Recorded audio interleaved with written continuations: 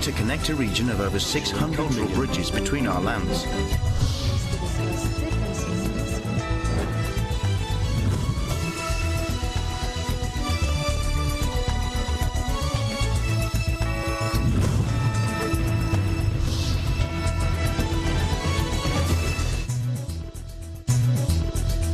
Greetings from the ASEAN Summit now happening here in Phnom Penh, Cambodia. I'm Crystal Ann Ballesteros to bring you the news in the dynamic ASEAN region for today's headlines.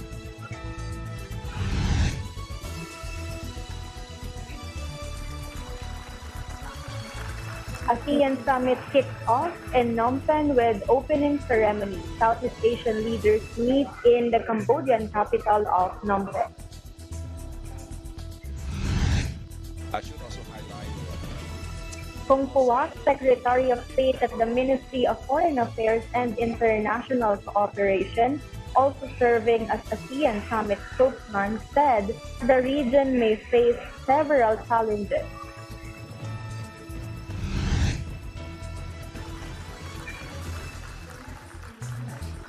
Was set to dominate summit talks Friday between Southeast Asian leaders struggling to find a way to in the junta-ruled country.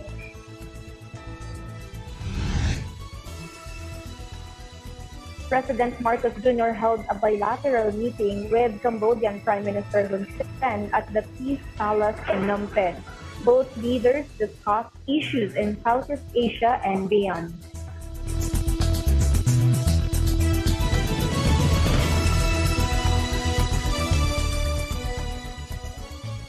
ASEAN Summit kicks off in Phnom Penh with opening ceremony. Southeast Asian leaders meet in the Cambodian capital of Phnom Penh.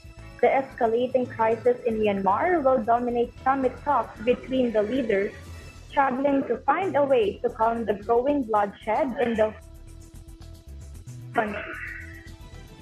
President Marcos, accompanied by his cabinet secretaries and other Philippine government officials, is currently in Phnom Penh for the 4-day ASEAN Summit and related summits, which will conclude on November 13. Marcos and his fellow ASEAN leaders are expected to discuss the latest political, security, economic, and socio-cultural developments, as well as global issues affecting Southeast Asia and beyond. Prime Minister Hun Sen, the current ASEAN chair, called for increased vigilance on the current socio-economic situation and for commitment to ASEAN's motto, ASEAN One Vision, One Identity, One Community. Speaking at the opening ceremony of the summit on the morning of November 11, Hun Sen said that a long list of over 100 documents will be adopted to guide actions and cooperation for the coming years. He cautioned that while we are now enjoying the fruits efforts and moving toward sustainable growth, we must remain vigilant as the current socio-economic situation of ASEAN as well as the whole world remains fragile and divided.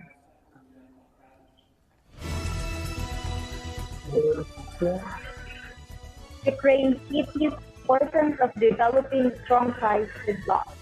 Developing strong ties with the Association of Southeast Asian Nations, or ASEAN, is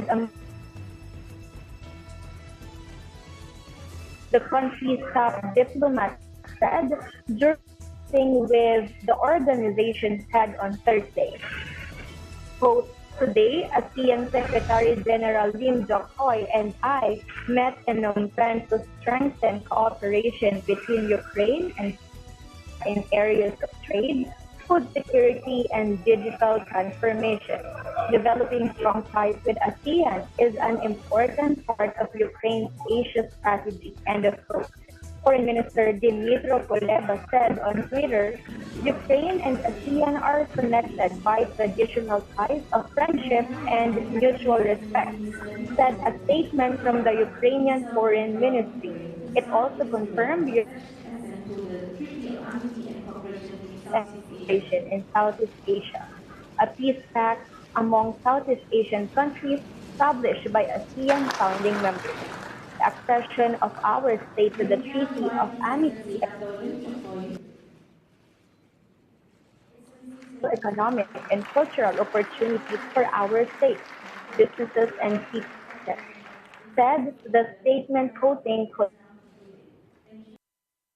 Hanoi agreed on specific steps to deepen cooperation between Ukraine and ASEAN in the fields of trade, digital transformation, agriculture, and strengthening political dialogue and mutual support.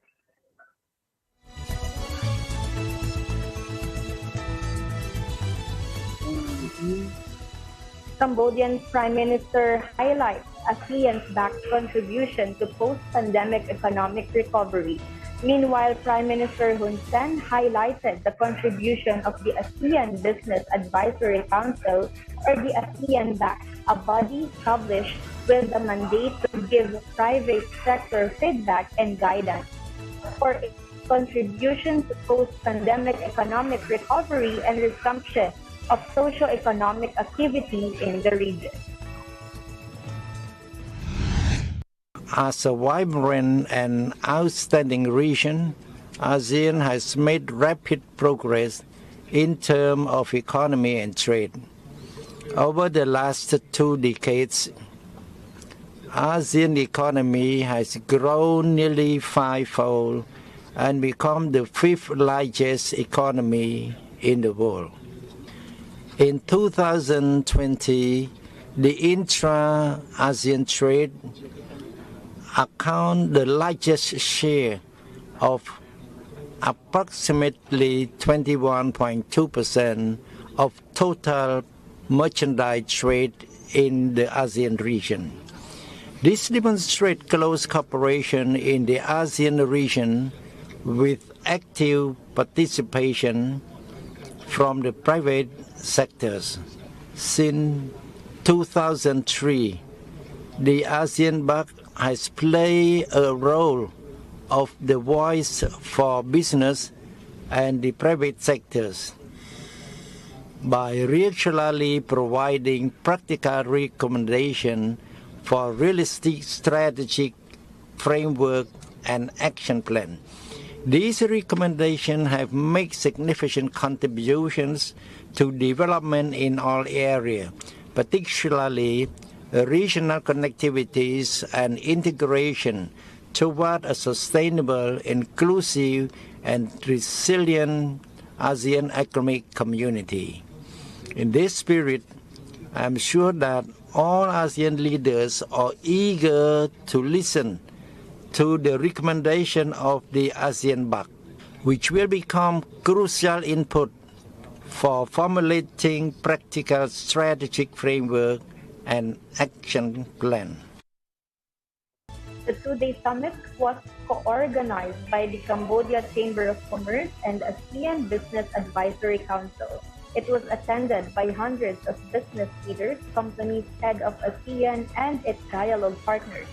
As one of the region's foremost yearly assembly of ASEAN's head of state, world leaders, CEOs, industry leaders, and other key decision makers, the ABAI's 2022 was an indispensable forum to discuss common and most critical issues: war in Ukraine, COVID-19 pandemic effects, regional comprehensive economic partnership, and digital symposium were the main topics featured in the forum. ASEAN spokesman block ready to face challenges. Kong Puwak, Secretary of State at the Ministry of Foreign Affairs and International Cooperation, also serving as ASEAN Summit spokesman, said that the region may face several challenges. However, he said they are confident that the ASEAN delegations and their partners would work together to facilitate progress and ensure that the meetings are productive.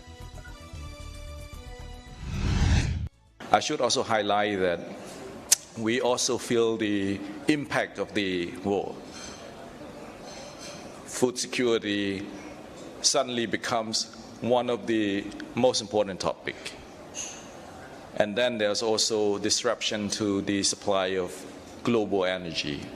And this leads to the rising of price of many commodities.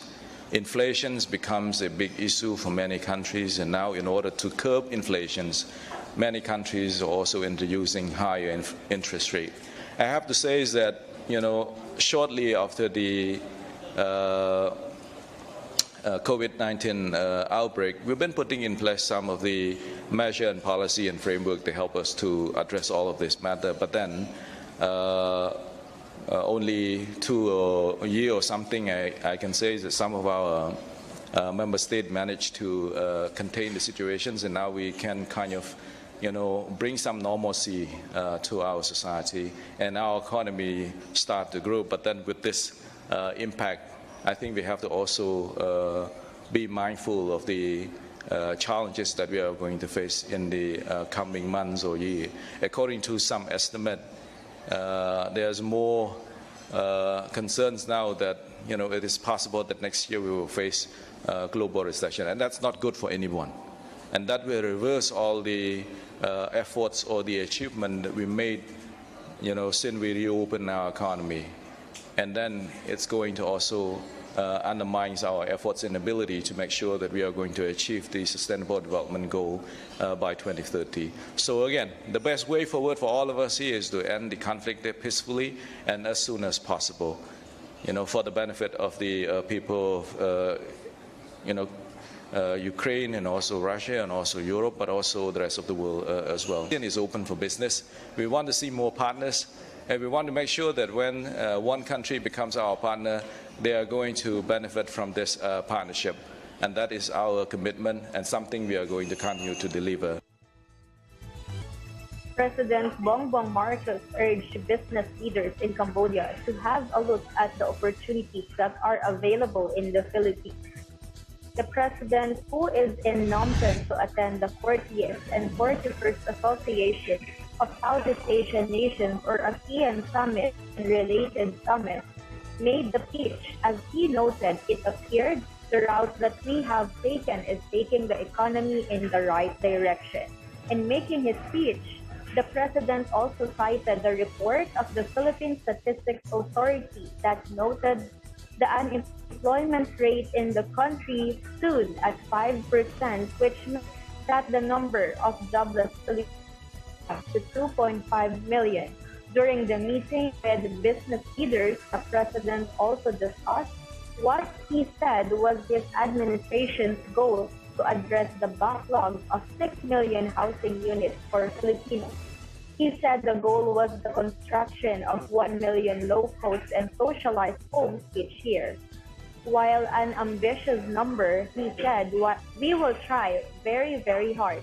According to the office, Philippines and Cambodia also agreed to increase their cooperation in various areas, including agricultural mechanization, rice, importation and food processing, micro, small, and medium enterprises, energy, and low-cost housing. The president is also expected to meet with other global leaders during the ASEAN event slated from Thursday, November 10 to Sunday, November 13. President Marcos Jr. held a bilateral meeting with Cambodian Prime Minister Hun Sen at the Peace Palace in Phnom Penh. Both leaders discussed issues in Southeast Asia and beyond. The two leaders also agreed to strengthen the cooperation between the Philippines and Cambodia in agriculture, digitalization, micro, small, and medium enterprises, energy, elderly medical care, and low-cost housing have been identified as areas of cooperation between the Philippines and Cambodia. He also met with Cambodian King Norodom, who granted the ASEAN leaders a royal audience at the Royal Palace. The Philippines and Cambodia established their formal diplomatic relations on August 20, 1957. In 2016, cooperation agreements in the areas of labor, sport, combating transnational crime, and tourism were signed during the state visit of former President Duterte to Cambodia. Mark's meeting with Hun came a day before the formal opening of the 40th and 41st Association of Southeast Asian Nations, or ASEAN Summit and related summits. hosted by Cambodia. On the issue of Myanmar, President Marcos Jr. and Cambodian Prime Minister Hun Sen agreed that patience is key to dealing with the deepening crisis there. The chief executive also raised the need to examine the dynamics of politics in Myanmar, engaging with the country in every way possible. In April last year, ASEAN member states, which included Myanmar, agreed on a peace plan known as the 5-point consensus. The peace plan sought to call for an urgent end to violence as well as step dialogue between the military and the opposition movement. The escalating crisis in Myanmar was set to dominate summit talks Friday between Southeast Asian leaders struggling to find a way to calm the bloodshed in the junta-ruled country. There is growing frustration among the other 9 ASEAN countries as the generals put dragging on the so-called 5-point consensus, but so far no concrete plan to enforce it. President Ferdinand Marcos Jr. of the Philippines called for patience in resolving the crisis up top, with Cambodian Premier Hun Sen, the summit host. ASEAN Junta Chief Min Aung Hlaing from attending the gathering in U.S. President Joe Biden will join on. Biden will then go on to hold a high-stakes meeting with his Chinese counterpart, Xi Jinping, on the sidelines of the G20 summit in Indonesia on Monday. China, ASEAN's biggest trading partner, has historically had good ties with the Myanmar junta, though it has voiced some unease at the ongoing chaos in the country. Chinese Premier Li Keqiang will hold talks with ASEAN leaders on Friday afternoon before joining Biden and other regional leaders for an East Asia summit in Phnom Penh on Sunday. Daniel Crittenberg, the top U.S. diplomat for East Asia, said Myanmar would be a top subject when Biden meets ASEAN leaders on Saturday. Within the bloc, Indonesia, Malaysia, and Singapore have led a push for a tougher action. President Ferdinand Marcos Jr. on Friday emphasized the importance of regional unity to help the Association of Southeast Asian Nations, or ASEAN, address challenges. President Marcos, in his presentation during the 40th ASEAN Summit plenary, called on his fellow Southeast Asian leaders to continue creating an inclusive and resilient ASEAN that is conducive to growth and prosperity. President Marcos said ASEAN solidarity is vital, considering that the member states are facing several pressing challenges, which include natural disasters, health emergencies, armed conflicts, and economic recession. He likewise emphasized the need to reaffirm ASEAN centrality to implement mechanisms for the community-building efforts of the regional bloc. As an economic power, President Marcos cited the ASEAN establishment of free trade area with a combined gross domestic product and denoted the ASEAN Development Outlook forecast that the regional bloc would surpass the European Union by 2030 to become the 4th largest economy in the world. He added that the regional comprehensive economic partnership would help the ASEAN recover well after the pandemic, as well as make the region an attractive investment and production center of the global supply chain. Melanie Joly on Wednesday called out an increasingly disruptive China on the world stage as she, in a speech part of a new Indo-Pacific strategy expected to be released this month.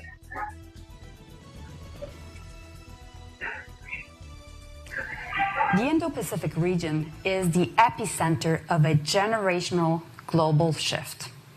It is the fastest growing economic region of the world, responsible for almost 2/3 of global growth over the last several years. And by 2040, which is less than 2 decades from now, the region will account for more than half of the global economy, more than twice the share of the United States. At the same time, greater power competition is deepening in the region. China is an increasingly disruptive global power.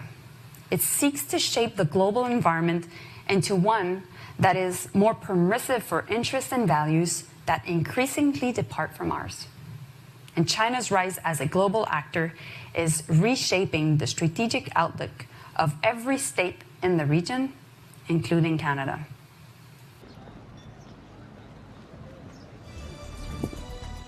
Her comments come ahead of several summits in the region that Prime Minister Justin Trudeau is to attend, including the Association of Southeast Asian Nations, or ASEAN, in Cambodia, the Group of 20 Economies, or G20, in Indonesia, and the Asia-Pacific Economic Cooperation, APEC, in Thailand. In the speech, she did not discourage further trade with China, which has become Canada's second-largest trading partner, despite strained diplomatic ties. But she warned Canadian businesses that they need to be clear-eyed about doing business in and with China.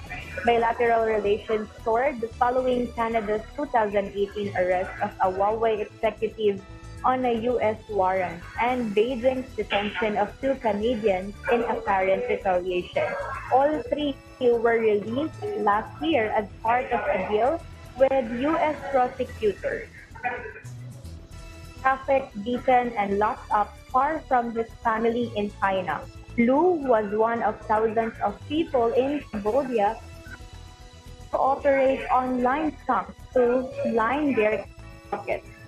COVID shutdown left the builder out of work. So when he heard he could earn $2,000 a month on a construction project in Cambodia, he jumped at the chance. But he soon realized he had been lured by a scamming gang to a compound in the seaside resort of Sihanoukville, along with hundreds of others.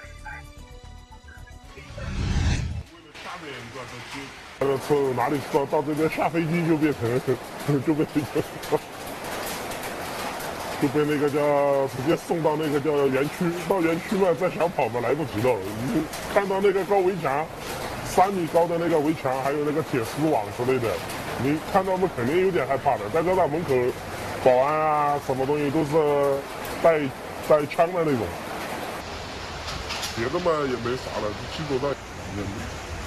上面现在还有那个呢，还有呢，还有这个结的这个痂的这个这个过程中啊，我逃了4次啊，20天的时间。对，所以说我说的呀，3天1小挣5天一大餐了，反正就这回事儿，反正你打吧，打不死我就想跑，我哪怕跑。Cambodia remained relatively open as compared to the rest of the region throughout most of the pandemic period.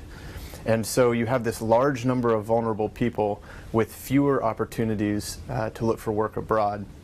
And so Cambodia became a very attractive place almost overnight for some of these folks. Particularly suddenly put their business online. So they were shifted to a whole different way of working. People didn't come to them, so they went to them.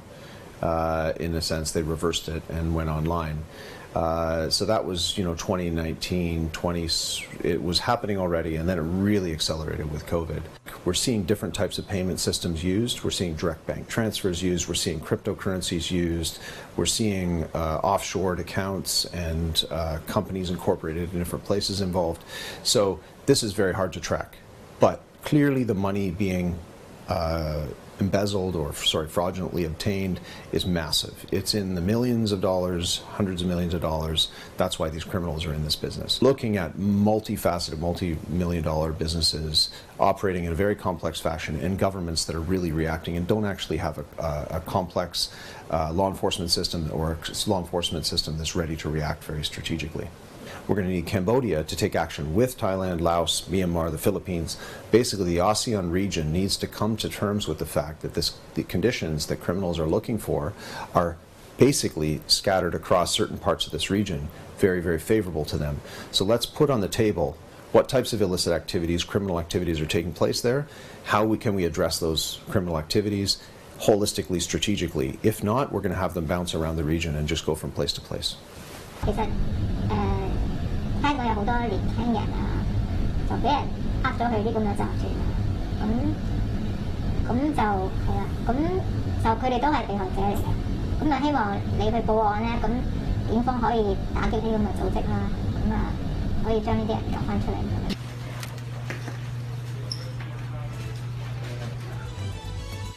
After months of official denial, Prime Minister ordered a hunt for ringleaders and authorities launched a string of high-fire raids in August. In September, police freed more than one from 3 Sihanoukville compound. It assumed that the 9,500 computers and chillingly handcuffs and electric shock instruments. And now there are fears that rather than shutting down,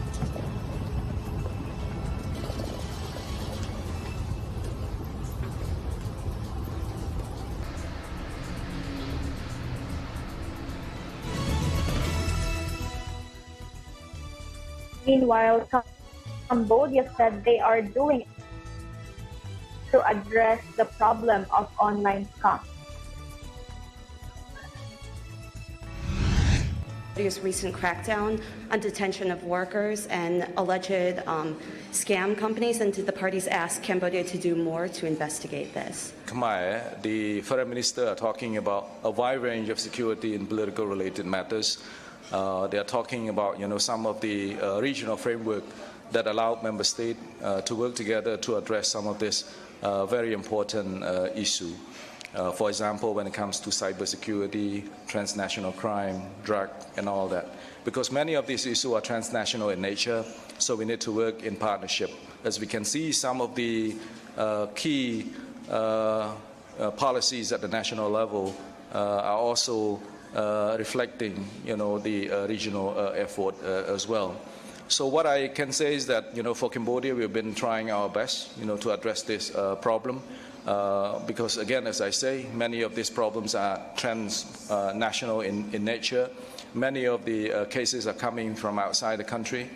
That's why we need to work closely with our partners, both through bilateral cooperation and also through regional mechanisms as well. And I have to say is that, based on the latest update from all the line ministry, we can see positive development on those fronts. But we need to continue to work harder on this, given the fact that this also become a major concern, not just for Cambodia, but for many other countries as well. And I'm sure that, through ASEAN framework and our strong bilateral relationship with other partners, we will be able to effectively address these problems. Southeast Asian leaders agreed on Friday to allow East Timor to join the 10-nation ASEAN regional bloc, according to a statement released by summit host Cambodia. Quote, "We, the leaders of the Association of Southeast Asian Nations, agreed in principle to admit Timor-Leste to be the 11th member of ASEAN," end of quote. The statement said, East Timor is the youngest country in Southeast Asia, having gained independence from Indonesia in 2002 after 24 years of occupation. At the summit in Phnom Penh, regional leaders agreed to grant East Timor observer status and the right to attend ASEAN meetings and summit sessions. According to the summit, the bloc will now draw up a roadmap setting criteria East Timor must meet before being granted full membership. The former Portuguese colony is one of the poorest countries in the world and is grappling with high levels of inequality, malnourishment, and unemployment. President Jose Ramos Horta has long campaigned for ASEAN membership, and an application was first submitted in 2011. Ramos Horta, who was awarded a Nobel Peace Prize, won a second term in office in April, having previously served from 2007 to 2012. Indonesia, which takes over the ASEAN chair from Cambodia in 2023, hopes East Timor can officially join the ASEAN family next year.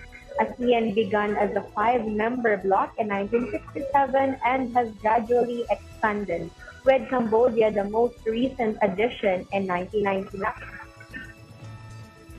As our usual habit, I'd like to end the day on a positive note. Let's encourage and build each other up so that no one is left behind. That's it for ASEAN in Focus, reporting live from the ASEAN and related summit here in Phnom Penh, Cambodia. I'm Crystal Ann Ballesteros, reminding you to stay in the news because we live in extraordinary times.